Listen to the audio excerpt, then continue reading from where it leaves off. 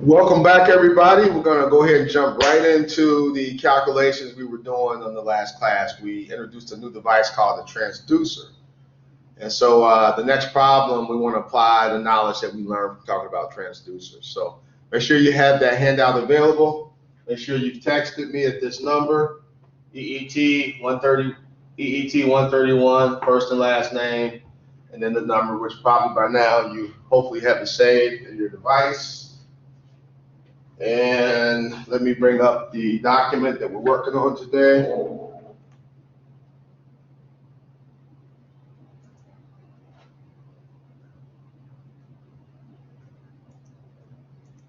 I believe we left off, we did, yeah, I remember, I mistakenly did jump the gun on you. So I think we did problem number 8, and then we went back and did the clock problem. We talked about transducers. I introduced the idea of efficiency, and we talked about horsepower, and so that kind of sets us up to do problem number 9. So if you have the handout, take that out, bring it up on your device, and problem number 9, we want to go ahead and see what you can do with problem number 9. Problem number 9, it says that we have a 4 horsepower motor. The motor draws 20 amps from the 220 volt power line. We want to know the efficiency of the motor. We want to know how long it will cost to use the motor for 12 hours. So what I would recommend doing is maybe sketching a picture of the motor, show the input and output powers, show what information that you know, and then list the information that you're looking for, and then let's think about how to solve it. So I'll give you a few minutes to set your problem up, and while you're doing it, I want to set my problem up here on the board.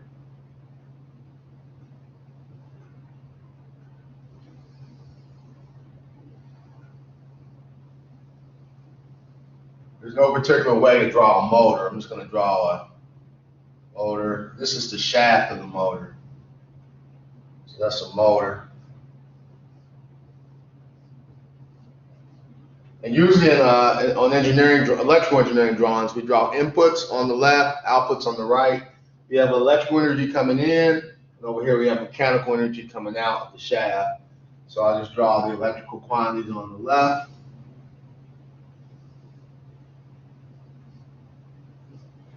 The voltage is, what is this, 220.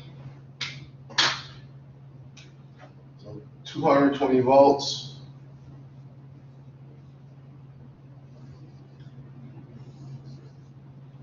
And then we have a current draw of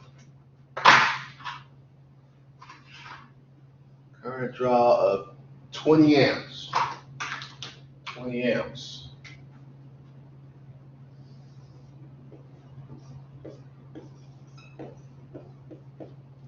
Here are my input quantities. And then we know that over here, the shaft is going to rotate, give us mechanical power. And they say that mechanical power is 4 horsepower. So remember what I said, P mechanical. In the last class is that when you have an electric motor, well, any motor really, but we're talking about electric motors, they give you the horsepower rating of the motor. That horsepower rating is the power, the mechanical power available at the shaft. So that's an output power. And they say it's 4 horsepower. And we want to know, let's see, we want to know the efficiency of the motor. And we want to know the cost for 12 hours of usage.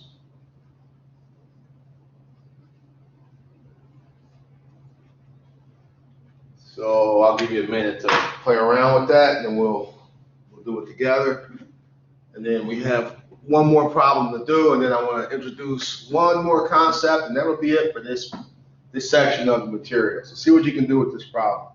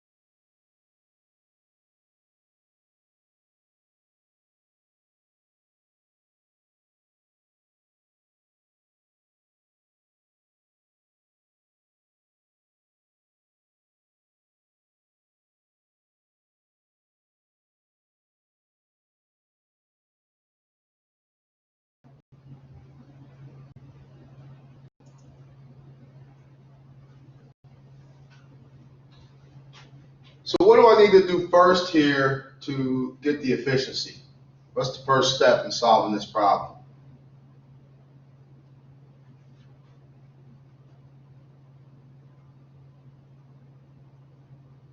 Nobody knows.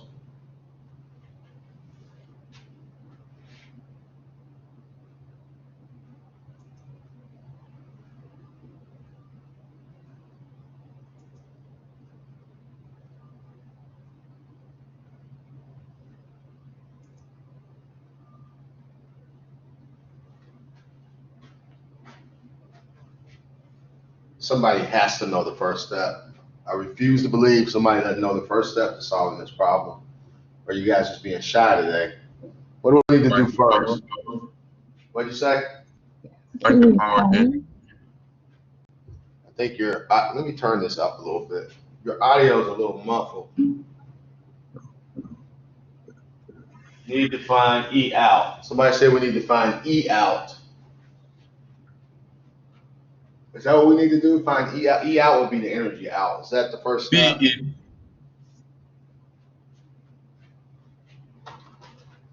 When you think about efficiency, we could use E out over E in, but if you remember, when we don't have a way to measure energy directly. I guess we can calculate it if we fussed around with it a bit. But remember we did that proof, that little mathematical proof, that said we can use power or energy. So we can use P out over P in. So instead of finding E out, what if we found P out? Now when I say P out, I mean the electrical output equivalent, because they gave us a mechanical output here. We know the output power is 4 horsepower. So what we got to do is, since we're given the output power, but we're given it in horsepower, we got to convert this to watts. And then we don't know the input power, but they gave us enough information to find it using Watt's law. So the steps to solve this problem, for the first part, the efficiency, convert 4 horsepower to watts, that's your P out. Use Watt's law to find the input power, and then we'll have enough information to get efficiency. So let's do the conversion. Get P out. P out gave me a mechanical power of 4 horsepower. Remember last time we said 1 horsepower is equivalent to 746 watts. So that's the conversion factor we're going to use. We're going to put horsepower on the bottom so that they cancel. 746 watts on the top.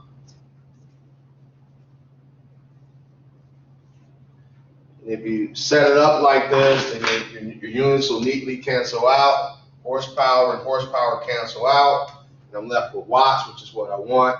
Somebody, if you have your calculator handy, I need 4 times 746. How many watts is that? 4 times 746 is what? 2,984 watts. Okay, 2,984 watts. I'm going to divide that by my input power. Well, we got to calculate that, but that's not a big deal. So my input power, they gave me PN, voltage of 220 volts, and a current of 20 amps. I do the math, I'll get 4,400 watts. So my input power is 4,400 watts. And notice my units. You treat your units just like numbers and have the same unit over itself, I can cancel it out. So watts cancels, and what does that mean? Well, it means that efficiency is a unitless quantity. There's several, I don't know if I mentioned this in the last class or not, but in electrical engineering, there's several quantities that don't have units, and we call a figure of merit. We use it to compare one device to another. So if I had 2 transducers, maybe 2 motors, one is 75% efficient, the other is 80% efficient. You can use those to compare one to another. We don't have units for efficiency. What would be the efficiency of this though? If you do 2984 over 4400, what are we looking like for efficiency? Approximately 68%. Okay, approximately 68%.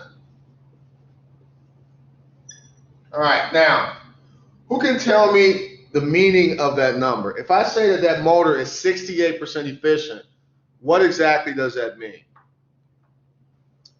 68% of the energy being used or being put into it will be actually converted into what the intended conversion is.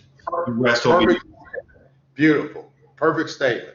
Everybody hear that? So 68% of the energy going in to the transducer, in this case the motor, is converted to the shaft is supposed to turn. 68% of the energy we put in is going to actually do the work of turning the shaft. Where's the other, 30-something% going? Where's that going?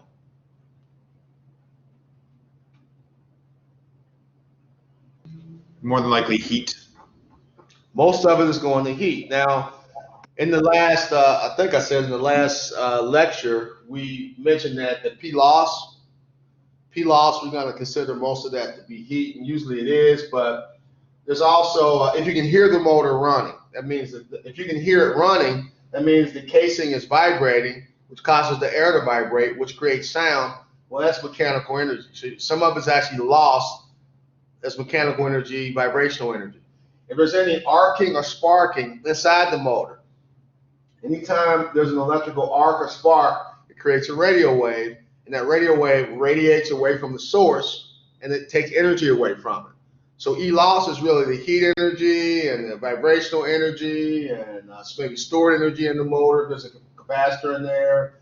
If there's any arcing or sparking, electromagnetic radiation, all those forms of energy or energy losses that add up to the total energy that you put in. But you can ignore those. For the most part, the majority of the loss is going to be heat. So the energy loss through the radiation, energy loss through the vibration is so small compared to heat loss, you can ignore it. It's kind of like having $1,000 in one pocket and 25 cents in the other pocket. You ignore the 25 cents. So there you go. We got the efficiency, 68%, not too bad. And then they want to know, all right, I want to know the cost to use this motor for 12 hours. So how are we going to do that? How are we going to figure out the cost for 12 hours? What do we do for that?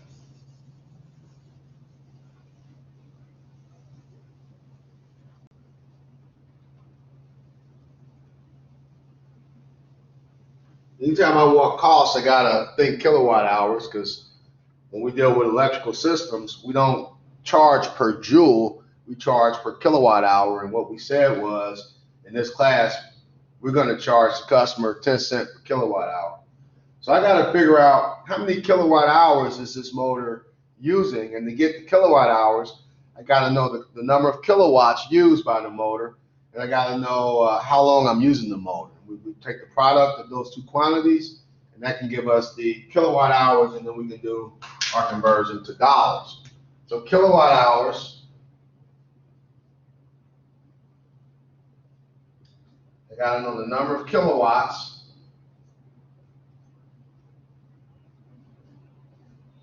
and the number of hours the device is running. And so, but I got two powers here. I got the 2984, I got the 4400. Which one of those do I use for that equation over there? Which one do I use to calculate kilowatt hours?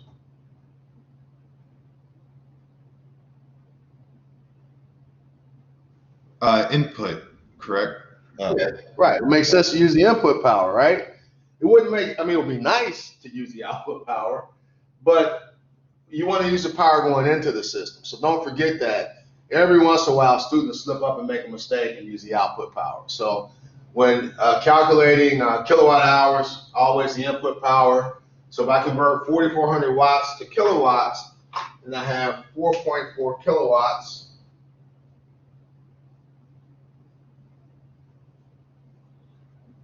They want us to use the device for 12 hours. So somebody, you have the calculator handy. How many kilowatt hours is that? 52.8. 52.8. kilowatt hours of energy. And then remember to convert to dollars. In this class, we're going to just multiply by 0.1. So multiply that by 0.1, and the cost, $5.28. So there you go. So that's a pretty good problem. Now, I don't know if I mentioned, not next week, but probably the week after next, we'll probably have our first exam. And on that first exam, there'll be, there'll be a couple things. We'll cover chapters 1, 2, 3, and 4. This right here is in chapter 4. So I would expect you to be able to do a problem like this on an exam. So hopefully you didn't find this too difficult. Anybody have any questions over the problem, or really anything we talked about up till today? Any questions or comments? You still got to do one more problem, but hopefully, I think energy calculations are kind of fun. I actually had a chance to use this. I was in college still. Me and a buddy had a business, and we had rented a garage, this huge garage, and they just kind of divided the space up. And we had just an area with maybe, I don't know, you could probably put 2 or 3 cars in the area we had. And we had maybe 4 fluorescent lights above us. And the way they charged us rent, but then they charged us a certain amount for basically electricity and gas. And we did the energy calculation based on this. I don't know what it was back. It was a long time ago, but we were able to calculate and show that if we left the lights on over us all day, 24 hours a day for a whole month, it wouldn't come anywhere near what they were charging us. It never reduced our bill, but when you have engineering students, I guess you can do stuff like that. Anyway, there's one more problem. Take a look at that one. This next problem is more of a math problem than an engineering problem. You have a 5 horsepower motor. They say it's 80% efficient. They want you to calculate the current draw from the motor if the motor is connected to 220 volts. So draw the picture for that. Do the calculation, come up with an answer. We'll do it together. Then I got one more topic I want to talk about, and then that'll be it. We'll probably be done early today.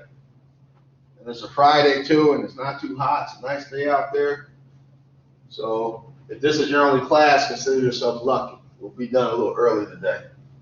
Unless you have questions and you keep me longer, which is cool.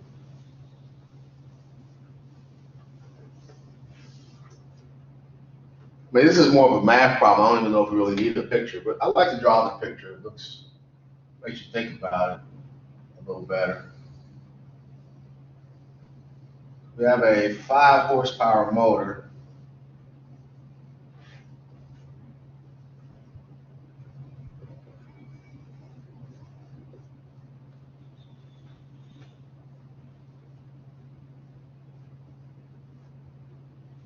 You want to label that because a motor and generator look the same.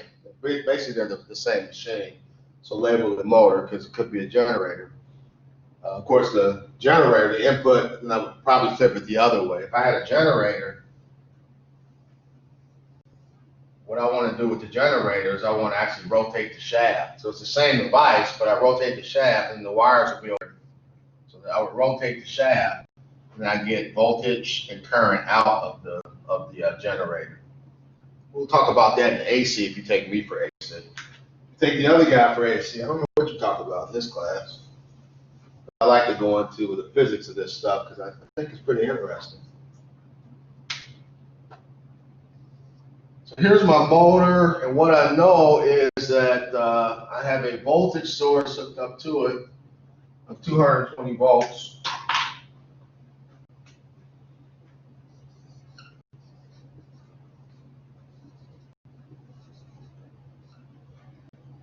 I don't know the current. That's what we want to find out. So we're looking for current. That's my question mark. And we know the output power is, that's all we know. We know the output power is, we do know the efficiency, don't we? Yep, they gave us the efficiency. That's nice. I didn't know how we were going to get it without that. Again, it was an efficiency of 80%, which is really efficient for a motor. So, probably you know that right away, anytime you see horsepower, just get rid of that. We will never use horsepower directly. We work in watts. So let's convert that over to watts. I think my marker's running out. I'm going to keep using this black marker. So we got to convert 5 horsepower to watts. So I got 5 horsepower, and 1 horsepower is the same as 746 watts.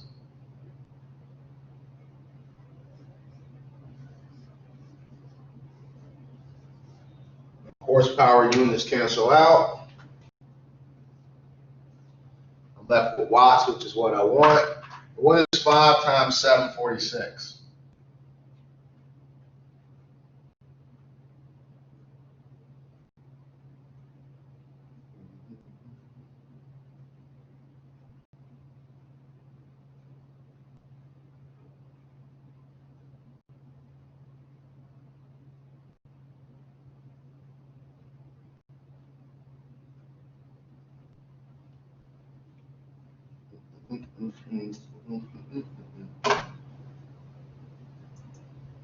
Is it 3,730? Say it again. You said 3730? Okay. I think that's what you said. Somebody said 3730. So 3730 watts. Okay. Yeah, this is just a math problem. She got to do this. So I know my definition for efficiency looks like this. Efficiency is P out over P in. This marker is really dying on me. Hopefully you guys can see that. I had to get some more markers for next week. We just calculated P out, so I can put that in here. 3730. I'm gonna leave the units off because they're gonna cancel anyway. 3730 is a number here. We don't know PN, but we really don't need to know PN. Here's what we need to know about PN. We need to know that PN is V times I, and we're looking for the I part of PN. We don't really care what PN is. We know it's the product of V and I. We're looking for the I part of it. They gave us the V part of it. They said that's 220. So I know that this is 220.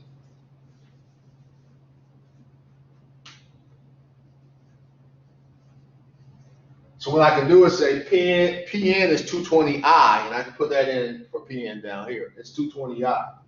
So if I put in 220I,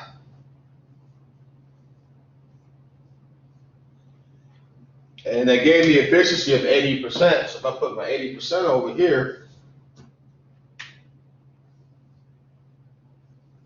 the only unknown I have is I. So that's why I said earlier, that's just a math problem. There's no engineering to think about here. It's just math. So the only unknown I have there for I, solve for I, and we're good to go. So I guess I'll stick with this. Well, maybe my blue might show up. Blue might show up. Let's try that one. So I got I equal 3730 divided by 220 times 0.8. And make sure when you put this in your calculator, you put that in the parentheses for your order of operations, so that turns out right. But somebody do the math for me. 3730 divided by the product of 220 times 0.8. How many amps is that? 21.19 amps.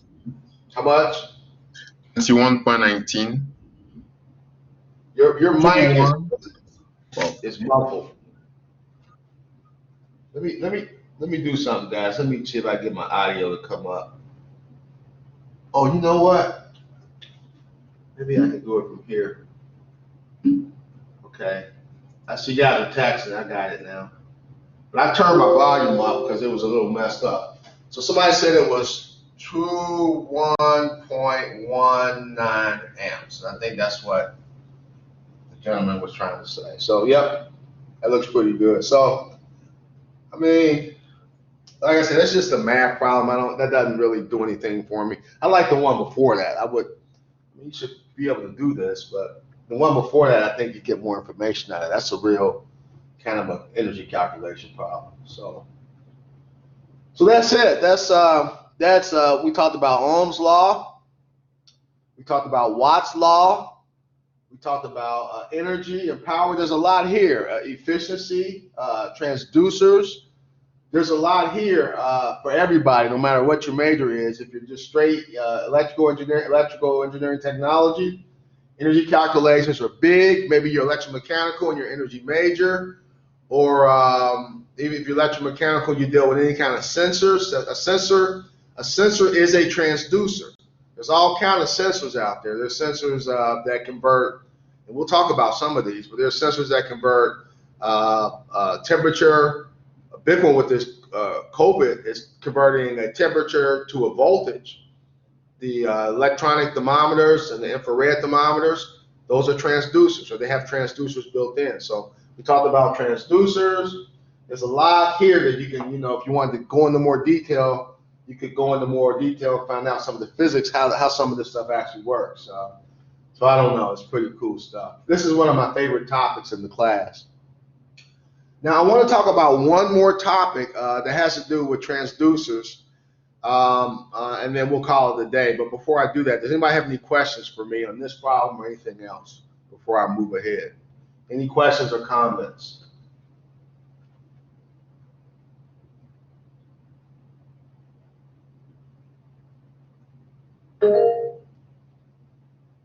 Shelly? So what if this problem like you didn't know what the efficiency was? How would you solve the problem? I don't think you could. If you didn't have this, if you didn't have efficiency, then my equation would look like this.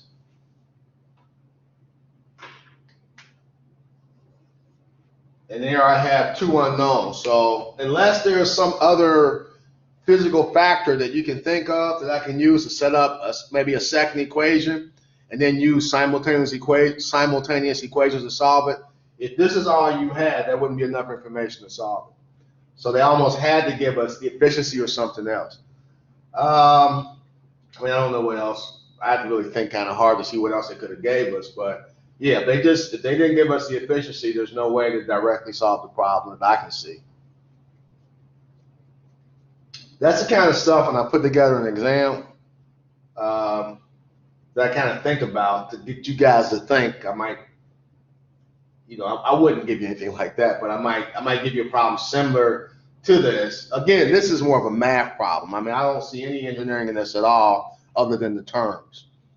But to get you to think about, though, how to solve a problem, I know it might be some other physical parameter I can give you that's related to the system, and then you will have to set up two equations and two unknowns to try to solve. I wouldn't do that at this level, but I'm saying that, if you had some other kind of physical parameter related to this, you might be able to, there might be a thermodynamic thing, if you guys familiar with thermodynamics, but off the top of my head, there's no way to do that. If this is all you know, you're out of luck. You got to know one more piece of information. Any other questions? Okay, well, that was a good question. That shows me that she's thinking. And here's the last topic. I want to talk about the efficiency of cascaded systems. So this is not in the book. This is something, it's in my UC book, but I kind of pull information out of my UC book, and that's what we go over. And we just kind of use your book for reference and problems and all of that. Because I think the UC book is more complete. We used to use the same book. It's a book by Robert Boylestad, Circuit Analysis by Boylestad. It's probably the best book written on the subject, but I don't know why they stopped using it here years and years and years ago. But anyway, this is the efficiency of cascaded systems. So write it down. I'm not going to write it down. The efficiency of cascaded systems. You might think to yourself, well, what is a cascaded system? Well, I shouldn't say usually. Sometimes you have a single transducer like a motor or or a light bulb, or you just have a single transducer. But often you have transducers that are hooked together. You have the input of one transducer, and the output of one transducer might go to the input of another transducer. And you can keep doing that. So one example of that would be a power distribution system. So I'll show you a practical example, but let me just put this on the board. So a cascaded system, I'm just going to draw a transducer as a box. So remember what I said about in electrical engineering, we draw inputs on the left and outputs on the right. So I'm going to have these transducers. I'm going to show, there's one transducer. Let me put this up higher because I want to show you a practical example. I guess I'll put that down here. So I'm going to draw my transducers as boxes. So here's a transducer. We'll call that transducer A. It has an input and an output. Then I'm going to link that to another transducer. You know what? Let me not do it like that. Tell you what I want to do. Hopefully you didn't write it in ink. Because I want this to be true for any number of transducers. So what I'm going to do is this. I'll draw another transducer. And then I'm going to draw these 3 dots. And then I'll draw another transducer. And you might have seen these 3 dots in math. What that means is we continue doing what we were doing over here on the left. So keep on hooking these up, basically cascading these until I get to this last one. Now, right here is this is my EN or PN. Remember, we learned that when I'm dealing with efficiency, I can think of it in terms of energy in or energy or power in. And over here is my E out or P out, however you want to think about it. Well, these transducers, let's just name them by the efficiency. So this would be, let me make this a different color. I don't know how well this green is going to show up. This is efficiency 1. This is efficiency 2. And this will be efficiency, and I'm going to use an N here because it depends on how many transducers I have hooked up before. If I have 3 of them, then I have 1, 2, and that N would be 3.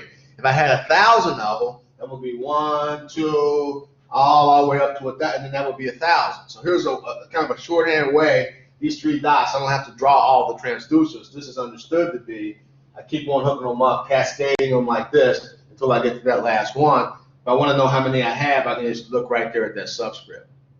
So hopefully that makes sense to you. So, couple examples of this, a couple practical examples. So one example would be, now I know you probably don't think about it like this, but it's true that a car engine, the engine, if you own an automobile, that's a transducer. So the input, basically the input to the motor is, if you have a gasoline engine, the input is you put in petroleum, and then the motor does its thing, but it's going to have a crankshaft. It's going to turn. So that's the output. The input is the gas. The output is that crankshaft turning. Well, that crankshaft is hooked to, I'm not a mechanical engine, electromechanical probably know more about me. But it's hooked to some kind of flywheel. And so that flywheel has you can consider that a transducer. I don't know how you would think about the input and output. Then you go to this transmission. The transmission has an input, power input, and then the output are the drive wheels. So that's a system that's cascaded. One transducer hooked to another, and the output of one transducer sends energy to the input of another transducer. Now, one that fits this class more appropriately is probably a power distribution system. That's a bunch of transducers hooked together. So with a power distribution system, you got to have basically an electric generator. Now, this is a topic for AC, and again, if you take me for AC, I really do, when I start off the course, I really do start talking about generators and power distribution systems. So we start with that to understand, because generators, basically, the only kind of current or voltage they can create is AC. You can get DC from it, but you got to do a conversion. So generators make AC. Anyway, so let's say I have a generator here. So a generator I'm going to draw as a backwards motor because that's what it is. So the generator, this is a generator. It has an input, which is a shaft. You got to spin that shaft to get it to generate electricity. And it has an output. I'm just going to draw one. It has wires coming out. I'm just going to draw one to represent it. So you think of it like that.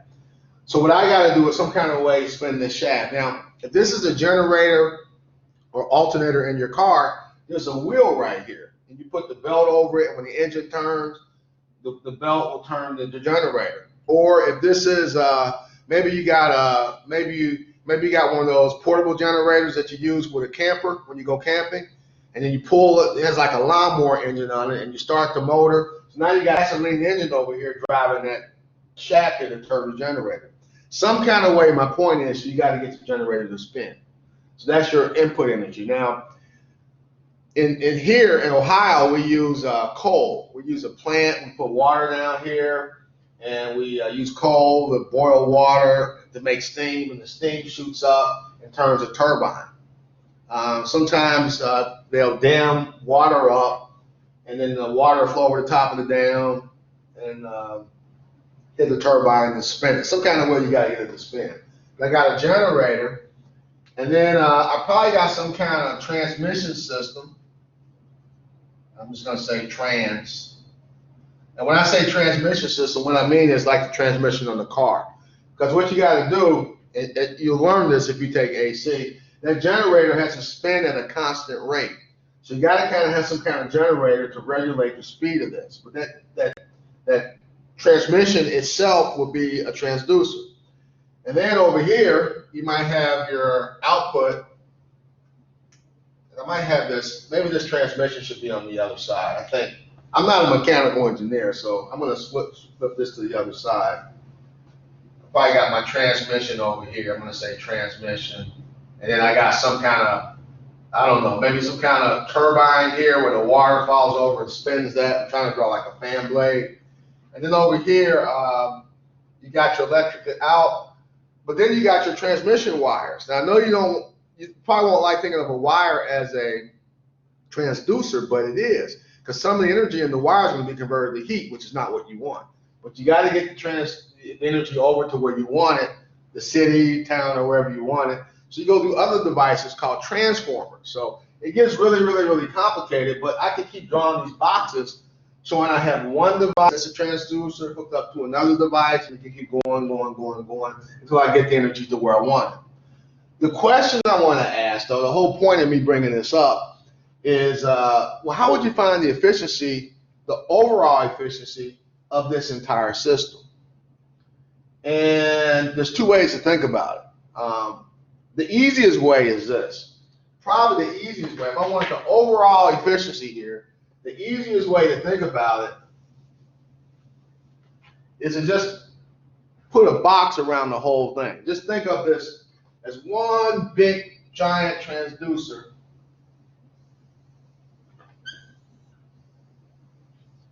And even though I have an E in here and an E out here, and then an E in here and an E out there for every stage of my transducers, I can just really, if I know what the power energy is into the entire system and the energy or power out of the entire system, to get the overall, I want to say the overall efficiency, the total efficiency, I can just take, I'll just use power. I can use that P in over there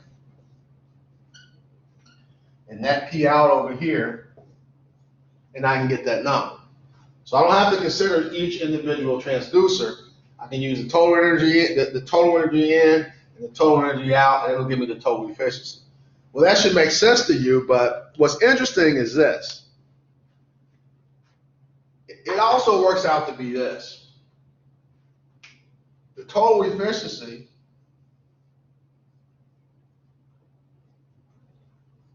also works out to be the product of the individual efficiencies of each stage. So what I'm saying for here, it would be this. It would be efficiency 1 times efficiency 2 times, I'm going to show these three dots again, dot, dot, dot, times efficiency in, and hopefully you follow this. What this means is these three dots, again, you're going to keep multiplying for every stage that we have over here, every transducer over there, there's going to be a product until we get up to the last one, the very last one. So if I just have three, I have three terms here, but if I have 1,000, then I got 1,000 terms here, but I don't want to have to show 1,000, so this is kind of a shorthand way of showing that. So this equation right here shows us that we can take the product of each individual transducer, take the product of every transducer in the system, and then that's my overall efficiency. Now, why am I bringing this up? And I said this is interesting. Here's where it gets interesting, at least to me. Remember what we said about efficiency. Efficiency is always less than 1. You can never have a system that's 100% efficient, because if it was 100% efficient, that means P out and P in would be the same, which means energy out and energy in would be the same. And we know that can't happen because we already talked about there has to be some kind of power loss. There's always going to be a loss. And somebody mentioned some concept from thermodynamics. I don't want to go into that. That's a different class. But trust me, you can never have this. So efficiency is always less than 1. What that means is that when you multiply these are all going to be decimal numbers. Let's just experiment with decimal numbers. Let's see what happens. Let's do something. Let's just experiment, and then you'll see what I'm talking about. I want to multiply, let's say I got 3 transducers hooked together. I got this one, and this one. This first transducer has an efficiency of 80%, and I got an efficiency of 75%, and that last transducer has an efficiency of 20%. 20%. So let's figure out the total efficiency of the system. Well, that's going to be 80% is 0.8, 75% is 0.75, and 20% is 0.2. So if you have a calculator, somebody do the math for me. Let me know what is the total efficiency of this system right here. What is it? I said you get out early and I talk my way almost to the full class, but that's okay. I like this kind of stuff. What's the product of 0.8, 0.75, and 0.2? What is it?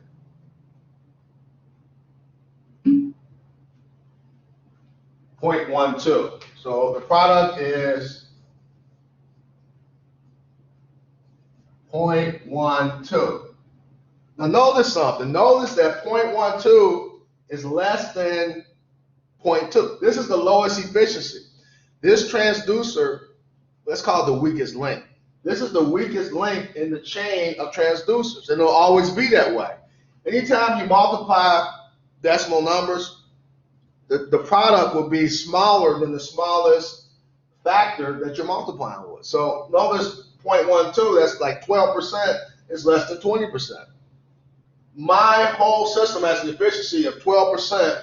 This is really high, that's 80%. This transducer is really high, that's 75%. But this weak transducer right there, only 20%, pulls down the efficiency of my whole system down to 12%. Now, why am I talking about this? Well, big money is in efficiency calculations for companies, whether it's cooling systems for a building, how to make a building more efficient. I shouldn't say heating and cooling for a building, whether it's efficiency of a gasoline engine or efficiency of an electric car. Efficiency is big dollars now. It's becoming more and more and more important.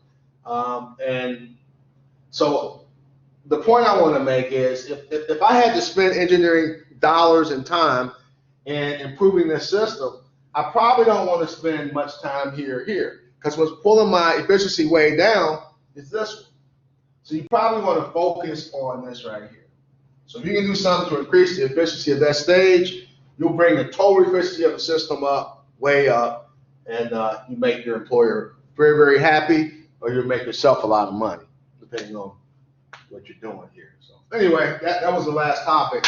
Now, we still got like 10 minutes. Anybody have any questions or comments, concerns, stories they want to tell, anything we need to talk about before we sign off for the weekend? Any questions?